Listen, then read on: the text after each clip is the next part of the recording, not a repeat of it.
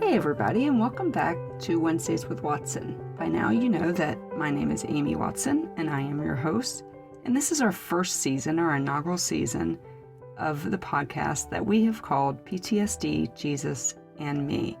This is a story of my journey, my diagnosis, and my healing even today, so that we can provide hope for those of you out there who are suffering from PTSD or love someone who is. I continue to focus on the star of my story, which is none other than Jesus, and the way that he has provided for me, and the 3 C's, and my community, obviously my church, and trauma-informed counseling. Today we're going to focus a little bit more on that community portion of it as we sneak back into a conversation that Crissy and I had over the course of about 2 hours. We've named these episodes Memory Keepers because one of the hallmarks of PTSD is the inability to remember things clearly, congruently, concisely, and sometimes correctly. And so, welcome as we join back into the conversation that Crissy and I had where we left off last week as Chris was explaining some of the more difficult portions of loving someone with PTSD and the necessity to do some hard things, including seek help yourself as the person who is in support of the patient. So sit back, relax, and sneak into this conversation with Crissy and me.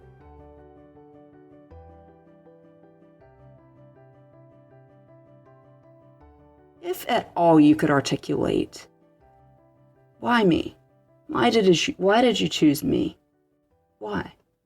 I think that at this point you recognize that the Lord gives me some instincts. 100%. And I can't say that it's me at all. It's only the Lord. So there's no sense in bragging on it other than to say he's given me a gift of instincts. And I just knew. That's really all I can say. Sometimes there's just that instinct. And I felt like that's exactly how our whole family was. I don't remember anybody talking about, hey, Amy should be part of the family. It was just, she's just part of the family. There was never a conversation. It just happened. And I think that all of us just felt that rightness and that this was part of the Lord's story. You just naturally fit in. And that's so highly unique and improbable and all of those words. It could only be the Lord. And now some of those people would pick me over you. Yes. Yes. On any given day. I do agree that you've got that gift of instinct, but I know that, what's so precious to me about this and about Cheryl and about Chris. Now, you and Cheryl were new, right? So y'all come onto the scene in my heart and this part of my story, probably more prevalently than people who had already been on the scene. But it feels like, even talking about it 12 years later, it feels like the biggest hug from Jesus. Like, you know what? I got you. And I'm going to use the church and I'm going to use the community and they're going to be the body. As I mentioned in the last podcast, I moved back to Clearwater where I went to college and I didn't have a family. And so I it'd be one of the first things I'm going to ask Jesus after, that Mercy Me song. I can promise you one thing I will say is, why me? I don't feel worthy of this family, of this love, and of this unconditional friend who has been through so much with me. And so it's a good transition for us because perhaps one of the most traumatic things for all of us involved, you, me, and Cheryl combined, is that admission to the psych ward. Yes. And so I had only lived with you for about 3 weeks at the time. 14 days. Back to the memory issues. I had only lived with you for a few weeks. Did you notice anything different during that time that I lived with you, those 2 weeks from the time when we were friends that summer? Yes. So when you moved in, one of the first things that I had noticed that I would come over and just in the morning say, hey, how are you and everything. And you would say, I'm having flashbacks at night. And I really was like, I'm sorry. I didn't know what a flashback was other than I thought basically what I heard is I'm having nightmares, Right. which was like, oh, okay, well, me too. and then the only other thing that I very specifically remember you saying is some days it's hard just to get dressed and get ready for school. And you don't tend toward the depression. And so that was unusual. And that was probably the actual only warning flag I had, because again, I thought flashback meant nightmare. So to some degree, I pushed that to the side. Right. The only clue I had was that I was like, well, is she tired? Is she struggling? That was it. And it was like 2 days later that you were in the hospital. So you did have one counseling session, as you mentioned, with Dr. Pettit prior to being hospitalized. And I do remember you coming to me after that first session and saying that he said it would get worse, way worse, before it got better. And one of the reasons I remember that is because I was shocked. I had no idea. You thought counseling was going to fix it all. Yes. I thought that, like having surgery, the healing would immediately begin. And once you got the antibiotic or whatever, that this counseling, once you started going, life would get good. And not just good, great. Right. It would all get better. And that it would get worse was so... So you started the 3-month countdown at that point. You know, like she's my mom was right. She only needs 3 months. So, but that was a Friday, and on Wednesday you were in the hospital. So it was that fast. So let's set this up for a second. I posted a picture on my Facebook page of Cheryl and me, which ironically we didn't have any. So she brings, my memory is, you know, I'm pretty sure this part is right. I went down and talked to Aaron, the assistant principal, and he brought Cheryl. She shows up with me to get some clothes before they take me to the hospital. And tell us what she said to you. She pulled me aside and said, "Did you know?" And there were a lot of things going through my head. One was, of course I didn't know. If I knew, I would have told somebody. But the real thought was, oh man, should I have? Am I stupid for not knowing? And so for other people who are living with people who have post-traumatic stress disorder, or even if your friend is in a domestic violence situation and you didn't know, it's okay. It's okay. Don't feel stupid. Yeah. The key is let's move forward and help one another. But I felt so dumb that I didn't know. I had no clue. Well, and you're a fixer, and so I'm a fixer, but more importantly, I cared. And I couldn't believe I didn't see any warning flags, and I didn't see one. We didn't know each other. I mean, we had known each other for about, But it's really, honestly, there have been times over the years that I've known you for years, and there were things there are times you just don't know. And it's okay to just miss the clues. Right. Sometimes we're just going to miss the clues, and that's okay. And again, why we're doing this. Yeah. Because we want people to know, you know, we want you to at least ask the question internally. And because while we're all born evil, I do believe there are more good people in this world than bad in terms of wanting to help, like you did. And so there, some of you out there are going to be listening, and the chances of you coming upon somebody with post-traumatic stress disorder is going to be high. Yeah. And everybody's going to operate differently. You are called to a very specific part of my life. Yes. Now, you came to see me every day in the hospital, and that was interesting. Yes, the hospital was, it was hard. Talk to us about that a little bit. And some of this I'll hear for the first time. When I would come in there, it was just hard. But it was about the fifth day. And I knew they had said all you had to do was eat. And I said, go eat. And they'll let you out of here. And they did. And that was the day you came home. And again, being the rainbows and butterflies, I was like, well, we've been to the hospital. It's all going to be good from here. Yes. Yeah. One of the things that has been coming to mind for me in community is it's not just the person with PTSD who is going to be traumatized. Amen. So I equate it to if you're a parent and your child is raped, the child is clearly the one who has been traumatized. Right.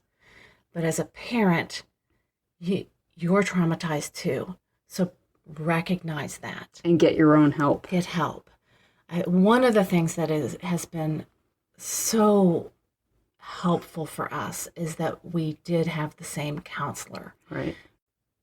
If that isn't possible, at the very least, I would recommend that you do some joint sessions so that you can discuss and understand what are some things you can do to communicate better, to understand the situation. So far, none of my memories have been lies or inaccurate or made up or any of those things, as is sort of somewhat common, particularly in younger kids.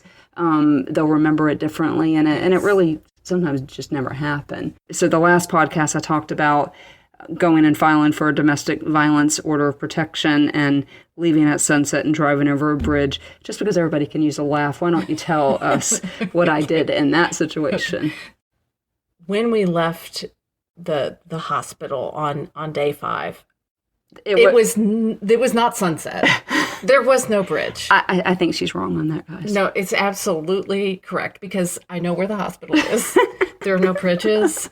We drove home in traffic. It's not a pretty part of town necessarily. It's just. So what do you suppose I'm remembering there?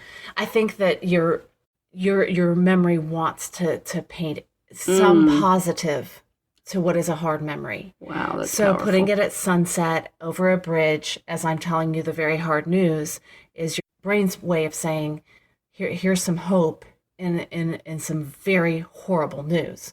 I was supposed to keep a secret from you. It did not work out. So let's talk about what's secret for those of you that might need to go backwards. And so on day 5, when we finally decided that if I ate, they'd let me out of the hospital. And by the way, this is a good place for me to tell you that oftentimes eating disorders are also the byproduct of post-traumatic stress disorder, something that I still struggle with today. And so when they let me out on day 5, you had some information along with Cheryl and Michelle. And I had reached out to them.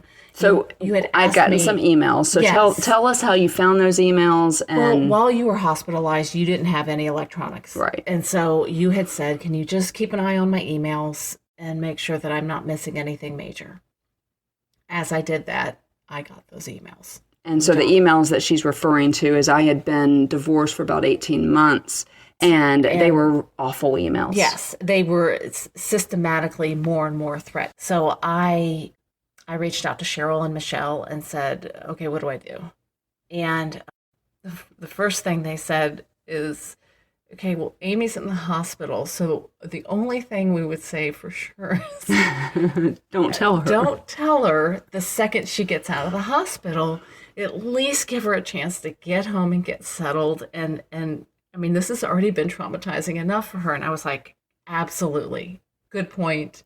I will not tell her immediately. I'll let her get home and get settled and sleep and eat and just sort of get settled in and feel, okay, we left the hospital. We crossed the bridge at sunset when we left the hospital. Right. Yes. The fake bridge and the non-sunset. As soon as we left, it was pouring down raining and we were on the mainland. So it's not 2.5 minutes later, and Amy looks at me and goes, okay, what's wrong? Because I have zero poker face, and Amy, who is just coming out of the hospital and they've probably given you a handful of drugs already. Oh, for sure. Already recognized. For the ride home, dude, over the bridge. With my horrible poker face. Even Amy could tell that I was holding something back. And of course, then I just blurted out, and John sent you these threatening emails. So I was not able to keep the secret from you. It was not that day that we went to the courthouse. It was the next day. It was the next day. Jumbled memories, right? Memories. Now, it doesn't help that John Watson gave us plenty of memories to get mixed up. To combine. So the next one we go home, right? And I'm not sure if I sleep that night or not. I don't remember. Yes. We knew that we had to go file for a restraining order the next day. And I've also had to do that 3 times. And so in the last podcast, I combined some memories. Yes. One of the things, and I want to make sure that this is an accurate description, that I do remember about that first time in Pinellas County, so in Clearwater, not where we live now, they made me fill out paperwork. And Yes. in that paperwork, from childhood to that day, I had to tell them every time I had been sexually abused, physically abused, and then certainly there was a whole other sheet where I had to talk about the marital abuse. And I remember that stack of paper being fairly thick. But the thing I remember being the most traumatizing about that is they wanted me to document every hit, every punch from John. Yes. That part I do remember specifically because it took a lot of time and it was very difficult. And you did have to be very specific. And it was important for the case that you trudge through and do it diligently. And so I sat there with you and continued to prod you. Hey, you got to tell. Is that every time? You have to keep telling more stories. And that was very hard.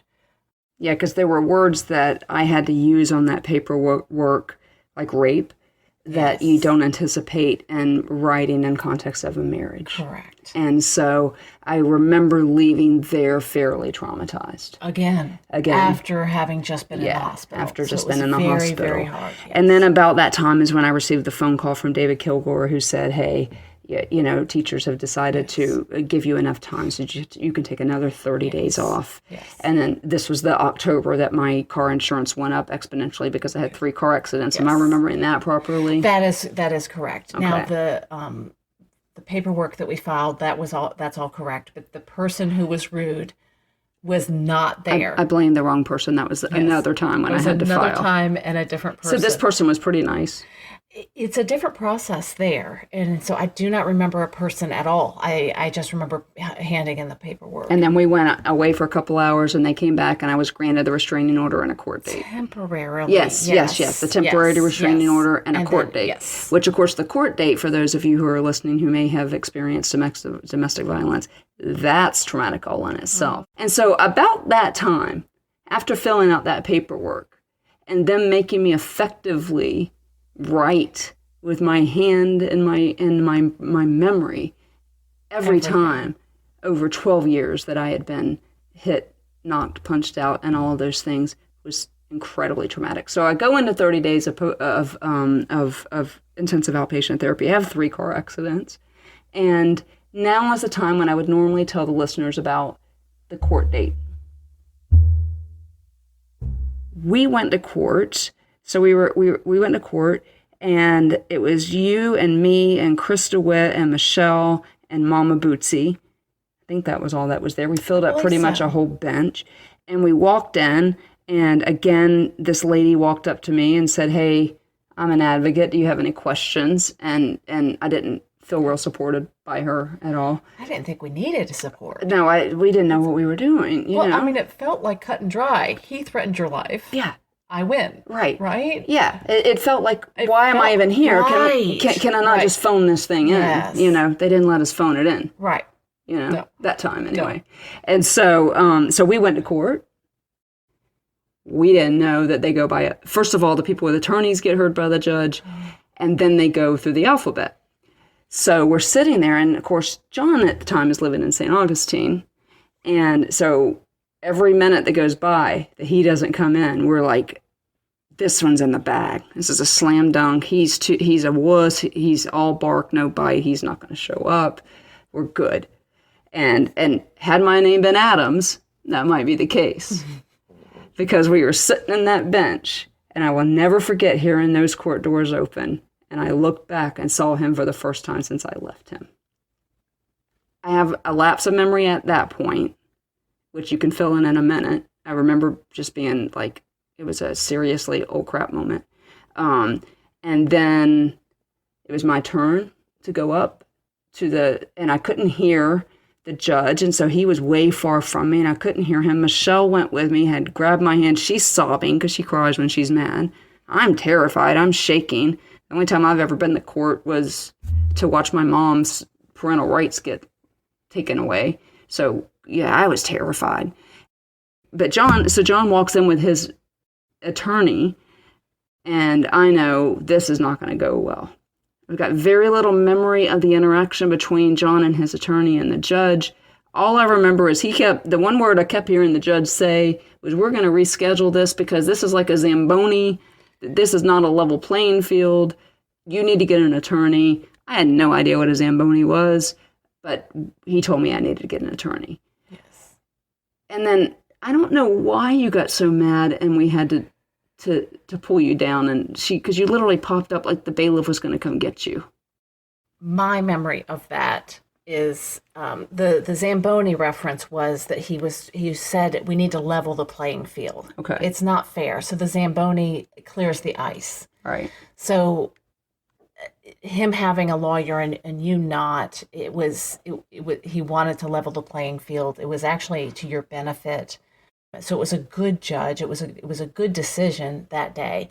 The thing that had really ticked me off is he showed up at the last minute, sauntered in, and then his attorney was belittling, was basically saying, I was overreacting. Little lady, she's overreacting. Yeah, me thinks thou protest too much. Yeah, The Shakespeare quote. Yeah. He put that in the the actual paperwork. rebuttal. Yeah, right. Paperwork, whatever you want to call that. And was even more condescending when he got up there. So everyone had exited the room for the most part. And the judge said, go get an attorney and come back December 2nd. Yes. And John had to wait while I followed the attorney and the bailiff out to the judge's chambers to get the date. So you were in. I don't know what made me, other than all the of smirk the on his face, I remember you saying. He went by, yes, and I think he smirked and I jumped up because I had it. I'd had it. And yes, Bootsy, Chris, everybody was pulling me down. Chris offered to see me in jail if I ended up in jail. And Mama Bootsy said, I'm claustrophobic, so I'm not coming to see you. I can't come to see you. Yeah. I was just so angry. I was so angry because we had just gotten through so much and he had no idea. And I was ticked. Yeah. And only love can produce that kind of anger for somebody that you didn't know for a long time. And so I know that this is a friendship that the Lord put together. And I remember laughing about that. And I remember Mama Bootsy saying she wouldn't come see you. And so court was rescheduled by that time. Yes. I was going back to work. And the way I remember that restraining order going down, so that temporary restraining order, because I'm going to end this on another hallmark of PTSD, which is silence, because I got silenced in this situation. And so the court date came, and you were kind enough to lend me money to hire an attorney, and the attorney was willing to go to bat. And I can't remember whether John broke the restraining order, but somehow he got through to me and said, please don't do this. And so I dropped it. Yeah. Tell the people from your perspective why you think I dropped it. I think that when someone who is supposed to love you, who's taken a vow before God to love you, has harmed you, it makes you question your own value. And in that moment, I think it might have been a last-ditch effort to make him see you as valuable, precious. All the things he had not. Exactly. seen. Because you were giving him, it was more than just dropping a restraining order.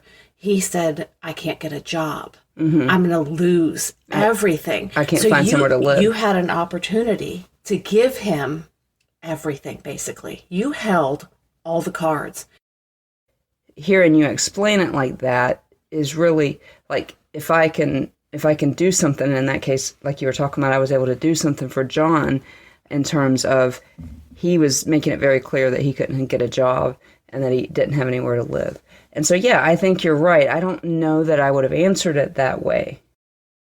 One of the reasons why I do the behind the mic video is because I want people hearing the difficult things on the podcast. When you hear my voice, it sounds like, hey, she's great. I want them to see the healing that's occurred. But you've had a front row seat of all of it. In particular, you've had a front row seat of this issue of value. It is the first battle. Am I lovable? Is there something wrong with me? I don't know that you know that that's the target that is the biggest bullseye for Satan. Right. Yeah, because he doesn't want me to know who I am or my value in Christ as an image bearer. Correct. Or just because I exist, right? Because you exist. We as human beings are created for community. We're created to be heard and to be known and to be seen and to be valued. If you would have asked me that question, why do you think you would drop the restraining order? Because it's approach avoidance. I don't like conflict. But I do think at its core it was value. And it was one last-ditch effort for me to say to John by my actions, I love you and I forgive you, and hoping that he would move on. But value is something that might be something that I fight for the rest of my life. I wonder if it is something that we all will fight all of our lives. I don't know a lot of people who have a really, really good grasp on their value intrinsically from God. Right. Not from their job, not from their family, not from being a mom, a sister, just because God made you. And Satan, to your point, this is the thing that he will attack. And he does not want us to understand that we are made in the image of God, which itself is valuable, period, in the discussion. Period. Yeah. And so, this is a hallmark of the human condition, really. Value is the last thing that we pay attention to, and it should be the first, because it's the only way I can own who I am in Christ. And so I'm so glad that you brought that up. Let's talk a little bit more about the reality of flashbacks and night terrors. Probably the most prevalent hallmark of post-traumatic stress disorder. You're unable to differentiate between time and space. And so I would wake up, and sometimes still do, wake up, and it's 1978 in that dark room with that serial killer abusing me. Right. And when you're in the early parts of healing a post-traumatic stress disorder, I was unable to say it's 2008, I'm at Crissy's house in Clearwater, Florida, I'm 36 years old, I'm safe. I know that you were hearing me, or somehow you knew I was having PTSD, I was having flashbacks. I don't know that we knew what they were. And the hospital had diagnosed me with PTSD, but I still didn't believe them. I asked Dr. Pettit years later. I understood it. At this point, I'm cluing in. So I'm in denial. So you're still in denial. I'm cluing in, and I'm talking with Dr. Pettit. Are you researching? So you're talking to Dr. Pettit? I'm talking to Dr. Pettit about it and trying to understand flashbacks. How do I help, and those types of things. And so I started out with my door open, and it was a split design, the house was. And so we were across the house from each other, but I left my door open to listen for you to go help. And then I ended up in the living room to try to be closer so I could hop up and help. And by the end of it, I ended up in your room. There was a recliner in that room, and there was just no way for you to heal without somebody literally there. There was just too many years of trauma. At the point I met you, it was really 35 years of pretty solid 31 days or 31 years of trauma. Right. So there, and you had hit a rock wall by the time you had gone to the hospital. And so we were in the middle of you dealing with it. I'm not saying that every situation is going to call for somebody being in the room. However, if your child has recently been harmed, right, it's highly likely this may be your solution. Certainly. And my case is there's more trauma than normal.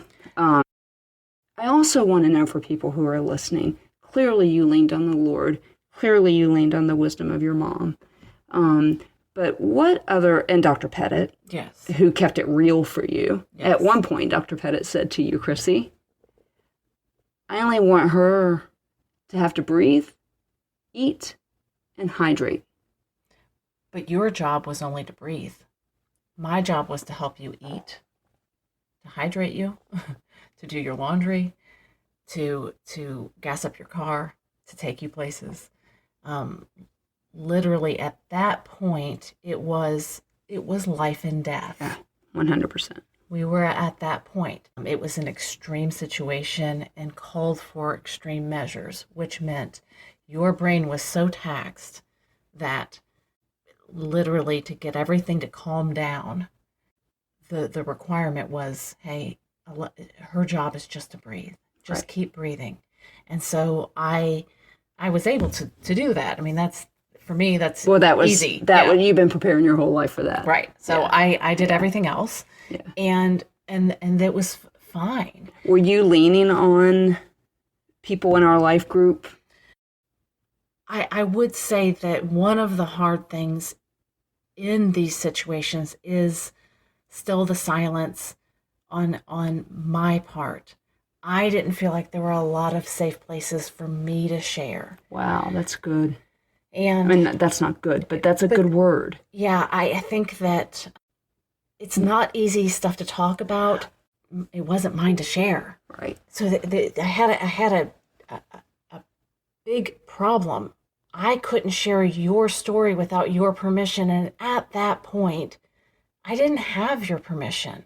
You didn't want, clearly, to go blast out to everybody what was going on.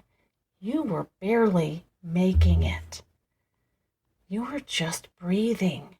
Were you ever scared that I was not going to make it? Absolutely.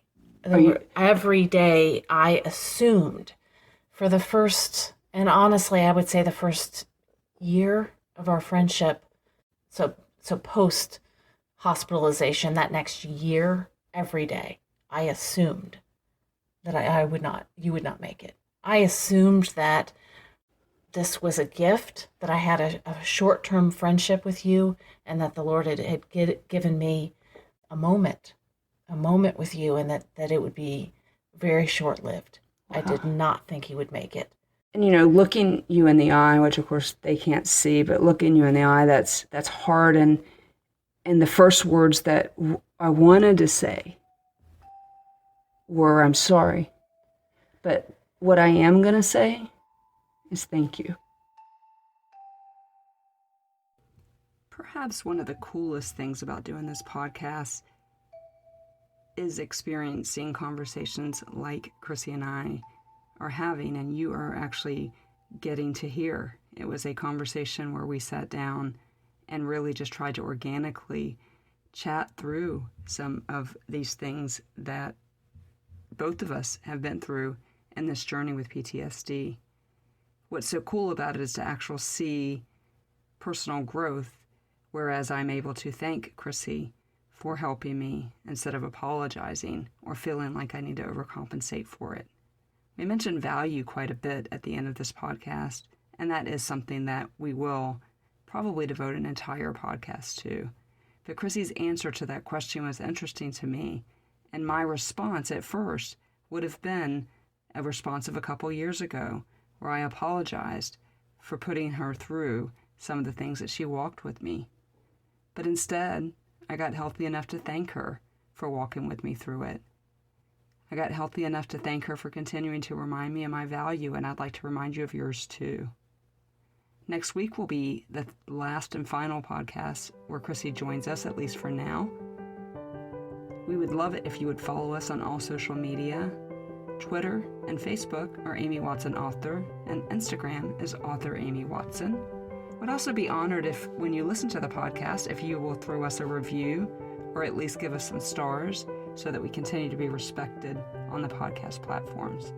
As always, you can get in touch with me through my website, amywatsonauthor.com, and we look forward to spending some more time with you 2 weeks from today.